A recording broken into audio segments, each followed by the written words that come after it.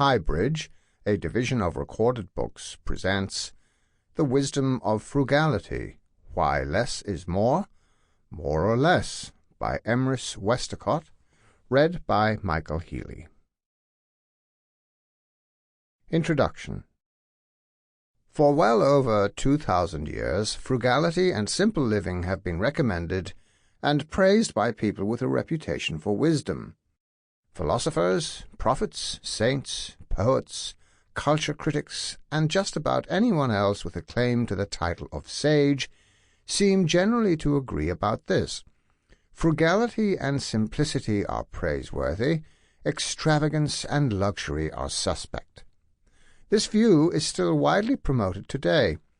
Each year, new books appear urging us to live more economically, advising us how to spend less and save more, critiquing consumerism, or extolling the pleasures and benefits of the simple life. Websites and blogs devoted to frugality, simple living, downsizing, downshifting, or living slow are legion. The magazine Simple Living can be found at thousands of supermarket checkout counters. All these books, magazines, e-zines, websites and blogs are full of good ideas and sound precepts.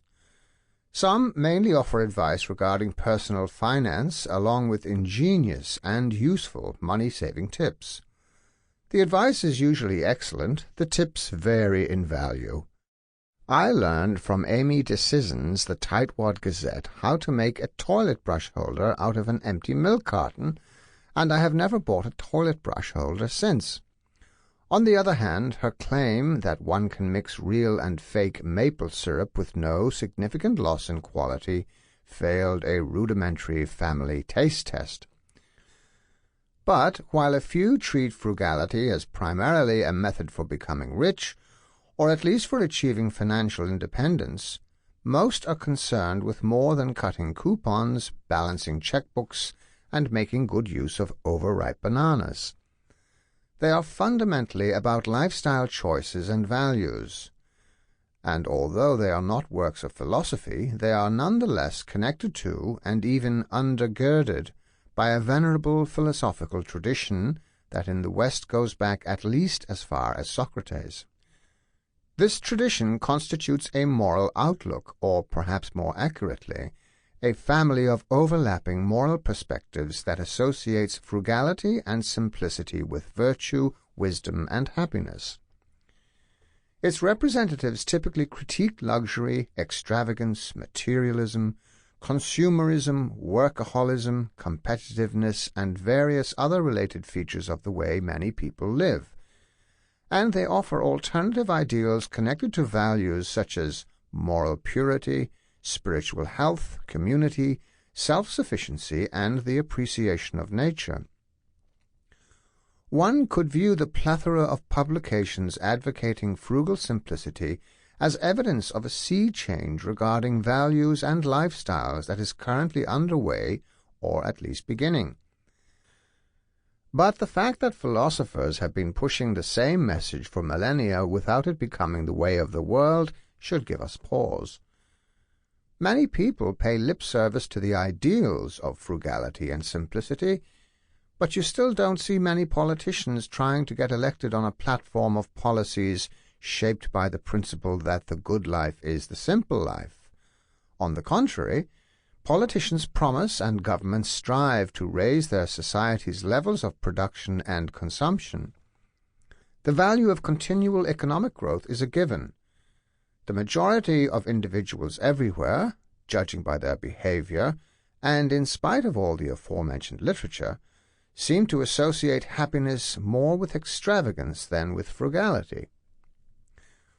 One way of understanding this paradox is to see it as a paradigm case of good old-fashioned human hypocrisy.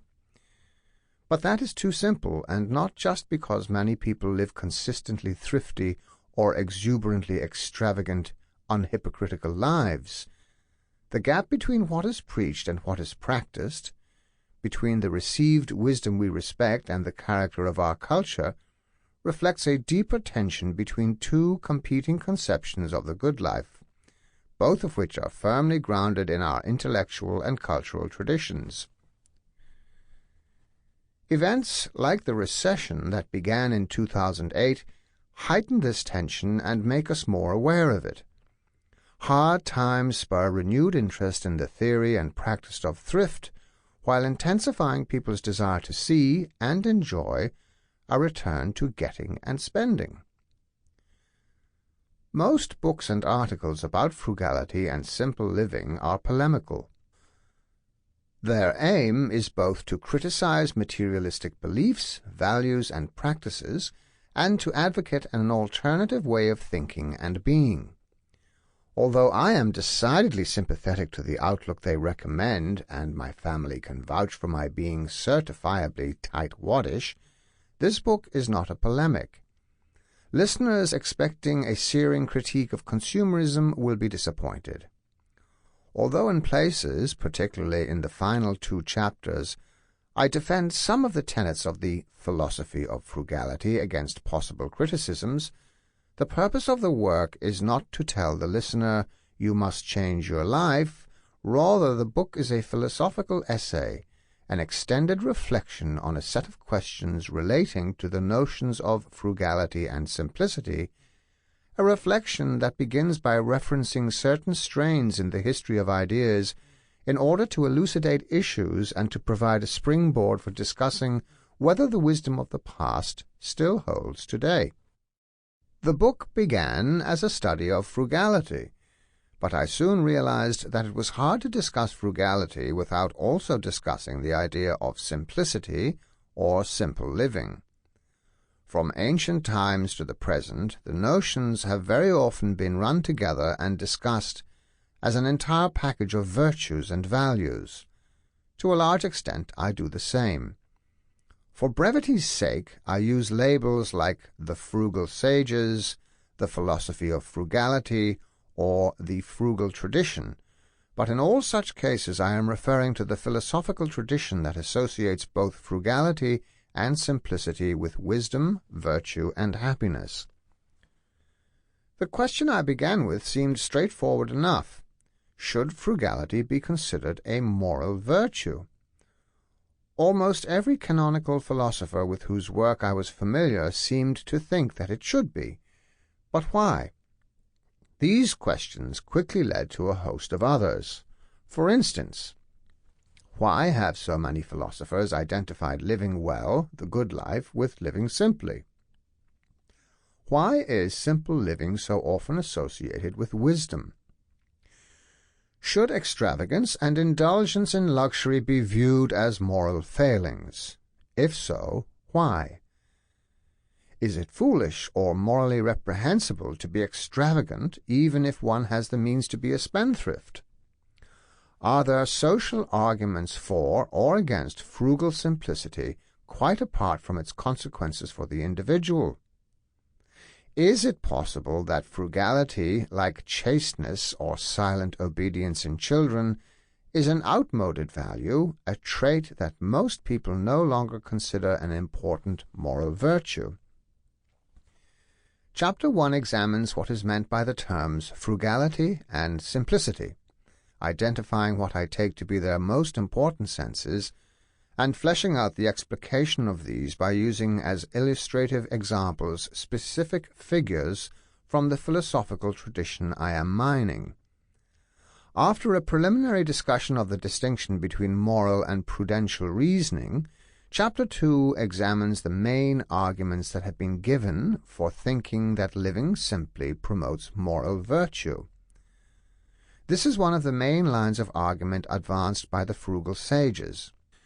Chapter 3 looks at their other main line of argument, that living simply leads to happiness. It is rather striking that although there is a consensus among the sages that living simply is better than living luxuriously, and that frugality is better than extravagance, hardly any of them take the trouble to consider seriously arguments that might be mustered against this view. Chapters 4 and 5 seek to correct this deficiency. Chapter 4 discusses the dangers of frugality along with the positive side of wealth and acquisitiveness. Chapter 5 considers what can be said in favor of extravagance. The Epicureans, the Stoics, and many of the other well-known sages belonging to the frugal tradition in philosophy wrote long ago. Given the dramatic transformation of the world since the Industrial Revolution, it is reasonable to ask to what extent their wisdom is still relevant today. Two changes in particular need to be taken into account: the vast increase in the size, complexity, and productivity of modern economies, and the threat to the natural environment posed by the activities and lifestyles that accompany all this economic growth. Chapter 6 examines the idea that the philosophy of frugality is basically obsolete in the modern world, since in a consumer society the general happiness depends on most people not being especially frugal. Chapter 7 lays out the argument that a general shift toward frugal simplicity is exactly what we need to protect our environment from further damage, and considers several objections to this proposition. A good deal of contemporary academic philosophy consists of sophisticated discussion, often couched in technical jargon, of narrowly defined theoretical issues.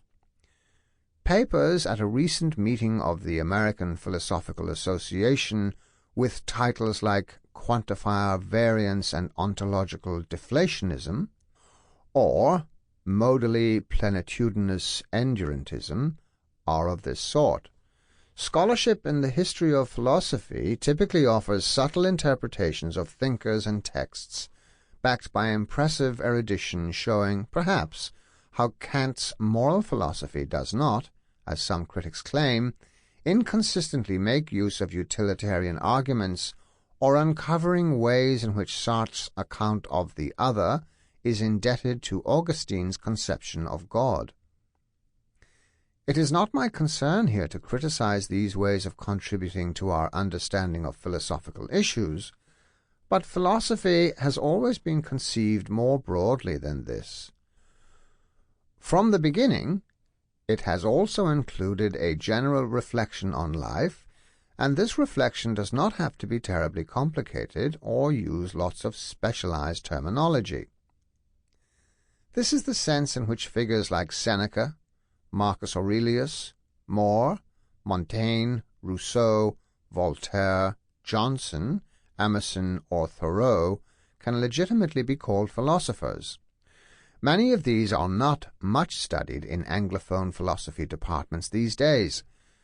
To some extent this is a historical accident, but it also reflects the interests, both intellectual and vested, of academic philosophers who generally prefer to tackle challenging theoretical or hermeneutic problems that offer opportunities for them to exercise their particular skills. What I refer to as the philosophy of frugality is an example of philosophizing in the broader sense. Unlike the more specialized and professionalized kinds of philosophy, it often finds expression in literature and popular culture, and I have occasionally referenced these to bring out this connection. One book that was especially instrumental in directing my attention to this tradition of philosophy as reflection on life, and is itself a fine contribution to that tradition, is William Irwin's A Guide to the Good Life, The Ancient Art of Stoic Joy. Irwin argues that the ancient Stoics offer insights into human nature and sound advice on how to achieve happiness that we would be well advised to listen to today.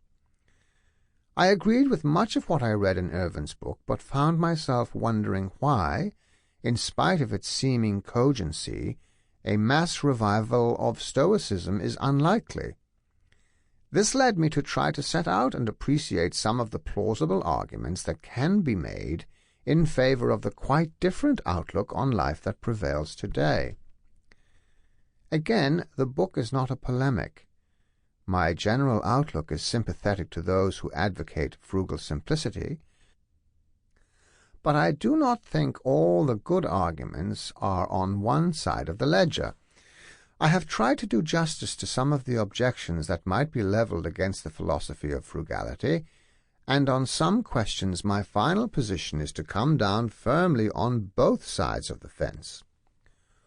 Rather than making the strongest possible case for a particular conclusion, my main purpose has been to clarify the concepts, values, assumptions, and arguments related to the sort of questions posed before. My hope is that by bringing these into sharper focus, the book will help listeners to reflect on such questions for themselves. For the issues are both inherently interesting and important, concerning as they do how we choose to live, what ends are worth pursuing in life, and what goals we should seek to realize as a society. Chapter 1. What is simplicity? The concept of simple living is complex. It encompasses a cluster of overlapping ideas, so our first task must be to identify and clarify the most important of these. One useful way of achieving an initial orientation is to consider some of the synonyms for terms like frugal, thrifty, and simple. Here is a partial list.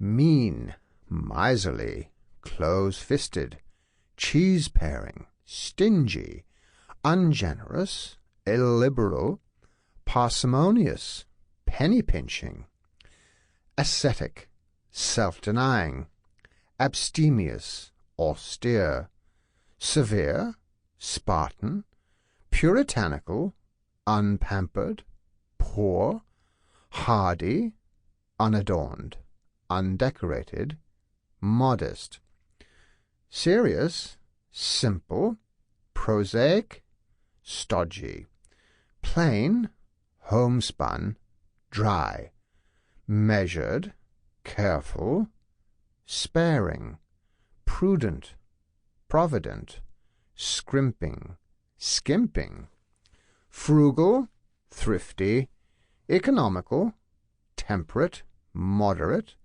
continent, self-controlled, wholesome, salubrious, unpretentious, unaffected, unassuming, honest, natural, pure.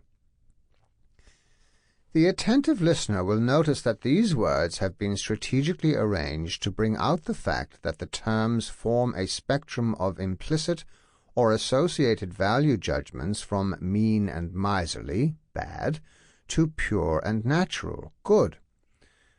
As one would expect, though, the champions of frugal simplicity like to accentuate the positive, and positive associations are also provided by the etymology of words like frugality and thrift. Thrift has a common root with thrive. Both derive from the Old Norse thrifa, meaning to grasp or get hold of.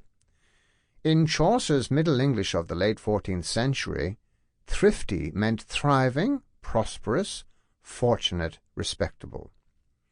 And in his 18th century dictionary, Samuel Johnson defines thrift as profit, gain, riches gotten, state of prospering. Frugal comes from the Latin term frugalis, meaning economical or useful, which is itself derived from frux, meaning fruit, profit, or value. Today, most people are favorably disposed toward the idea of simple living, at least in theory. When a person is described as practicing frugality or having simple tastes, this is usually understood as a form of praise, especially if he or she could easily live otherwise. Celebrities who live in modest homes and ride the bus are not just applauded for remaining in touch with the common people. Their lifestyle is also thought to bespeak non-materialistic values and hence a certain moral health or purity. But even when viewed in this positive light, the notions of thrift, frugality, and simple living carry a number of meanings.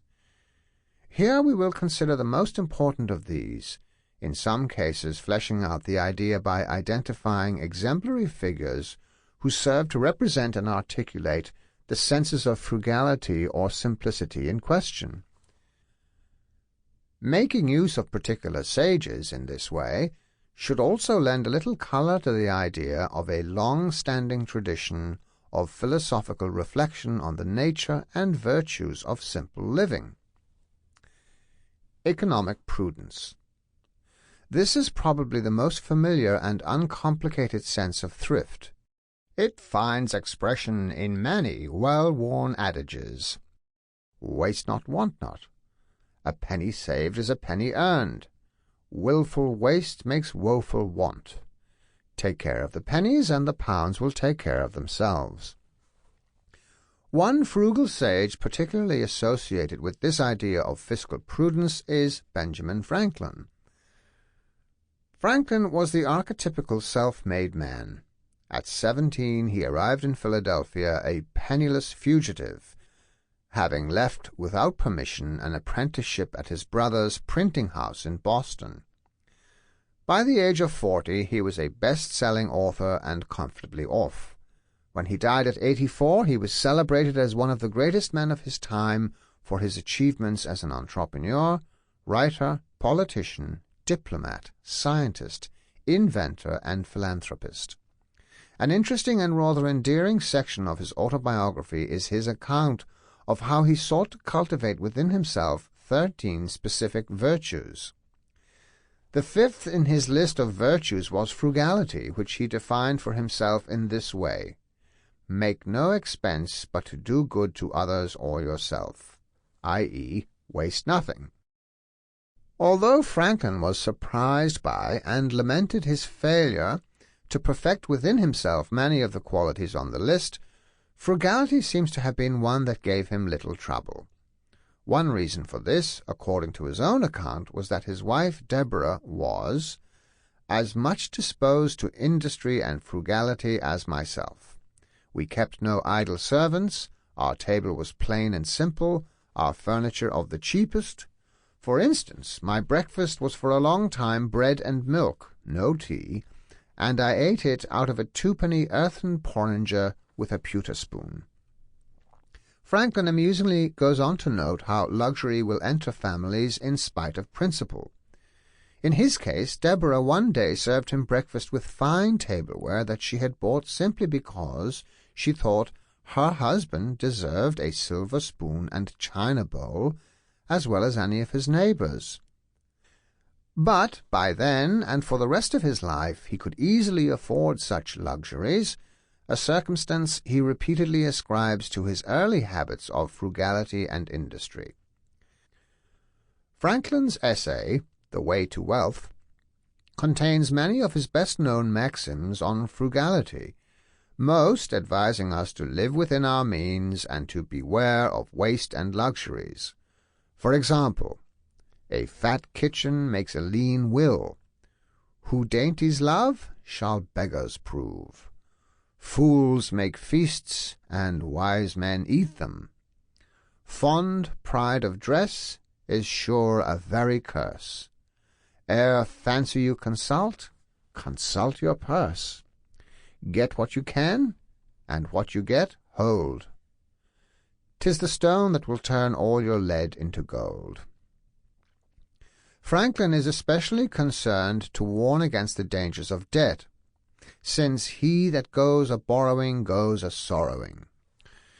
Debt, he says, exposes a man to confinement and a species of slavery to his creditors. Debt is still spreading much misery, of course, usually in the form of credit card balances, student loans, and underwater mortgages. But in the 18th and 19th centuries, the consequences of going into debt could be even more ruinous than today. In Dickens's London, the debtor's prison and the workhouse cast long shadows over many lives, and Victorian novels are stuffed with edifying examples of characters who illustrate the folly of living beyond one's means, from Mr. Micawber in Dickens's David Copperfield to Felix Carberry in Trollope's The Way We Live Now. Partly because it is so familiar, however, this sense of frugality, exercising fiscal prudence and living within one's means, is one of its less interesting meanings. Practicing thrift is obviously sensible for those of us who haven't inherited a fortune, who don't possess some highly marketable talent, or who lack the extraordinary salary negotiating skills of a Kenneth Cheneau, CEO of American Express, who in 2011 received a pay increase of 38%, taking his weekly wage to around $500,000.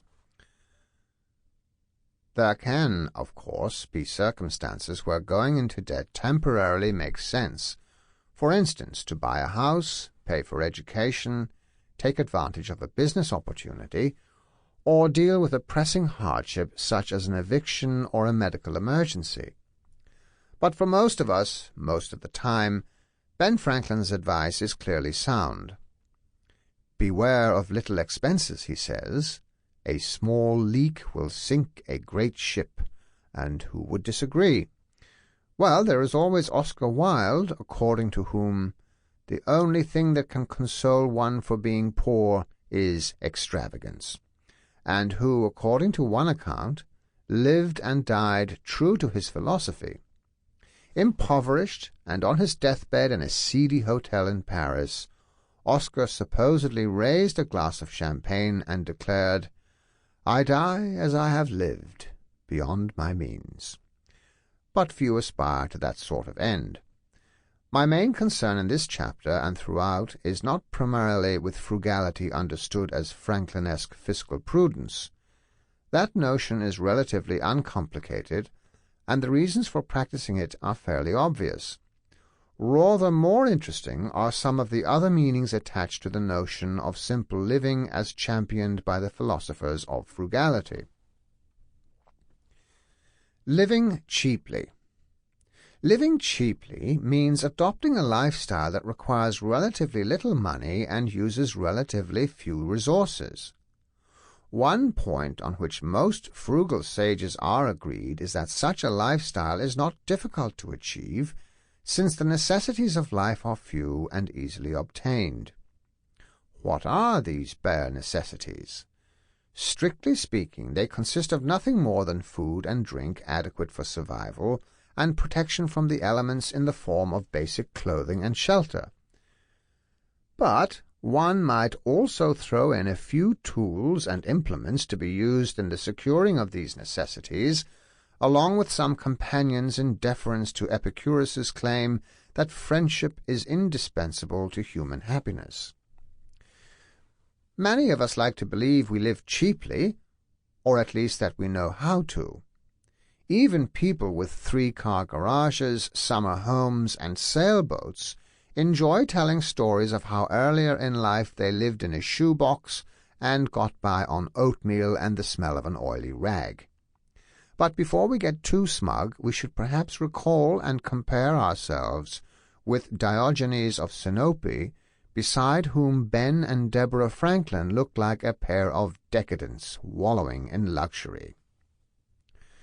Diogenes, circa 404 to 323 BCE, is the best known of the Cynic philosophers. The label cynic is derived from the Greek kynikos, meaning dog-like, and it was probably first applied to the Cynics as a term of abuse that likened their way of life to that of dogs. The stories told about Diogenes indicate that he had an acerbic wit, loved to buck convention, was contemptuous of abstract theorizing, Plato's in particular, and rigorously practiced what he preached. They also suggest that he found it amusing to see how he might live on less and with less. Although he is usually depicted as using a barrel or large earthenware jar as a shelter, this may have been during his more decadent period. The sight of a mouse running around without any concern for finding a bed or protective shelter is supposed to have inspired him to accept cheerfully even greater poverty. Thereupon he doubled up his cloak to make a bed, kept his food in a bag, and ate, slept, and did whatever else he felt like doing wherever he felt like doing it. Reproached for eating in the marketplace, he said, "I did it, for it was in the marketplace I felt hungry." A classic Sample complete. Ready to continue?